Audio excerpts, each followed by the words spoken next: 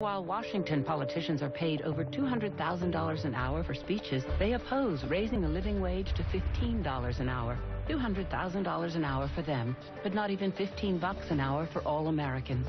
Enough is enough. And Hillary Clinton joins us now from Los Angeles. Madam Secretary, thank you for joining us this morning. So, you know, we just showed that ad from Senator Sanders focusing on the speaking fees right there in New York, on fundraisers in California. Are you worried that those issues are giving him the ammunition he needs to take you on and take you down? No, I'm not, George. You know, he knows very well that I have been supporting the Fight for 15, that the whole movement behind Fight for 15 that is really fueled by unions and activists has actually endorsed me.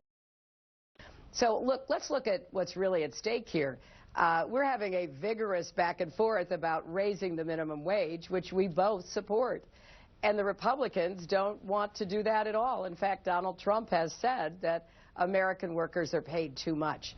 So I think at the end of a campaign that is certainly hard fought, there are going to be a lot of charges and all kinds of misrepresentations, but I don't think voters are confused by that. They know that I stood with Governor Cuomo when he increased the minimum wage in New York. They know that I've been supporting minimum wage increases and that I want to get from where we are, $7.25 an hour, to the highest minimum wage we've ever had nationally, and keep urging states and cities to go even further. But part of the confusion is that Thursday night, for the first time, you did say that you would sign a $15 federal minimum wage into law.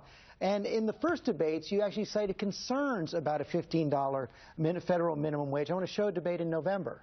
The overall message is that it doesn't result in job loss. However, what Alan Krueger said in the piece you're referring to is that if we went to $15, there are no international comparisons. That is why I support a $12 national federal minimum wage.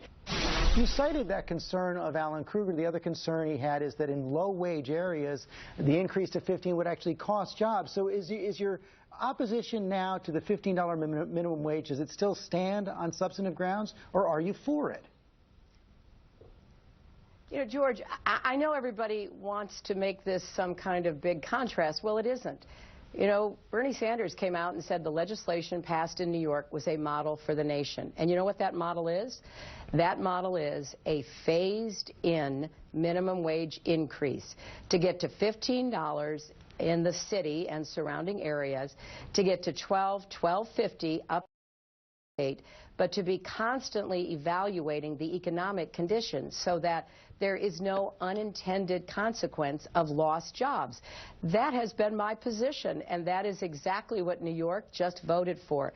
And for federal legislation, if it has the same kind of understanding about how we have to phase this in, how we have to evaluate it as we go, if the Congress passes that, of course I would sign it.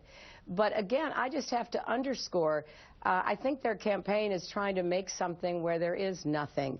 The people who are behind the Fight for 15 support me, not him. The people who I have worked with to try to raise the visibility about this important issue stand with me. And I want to do what has not been accomplished, and that is to overcome Republican opposition, including by the Republican candidates for president, to finally give hardworking people, the majority of whom are women, the kind of raise they deserve.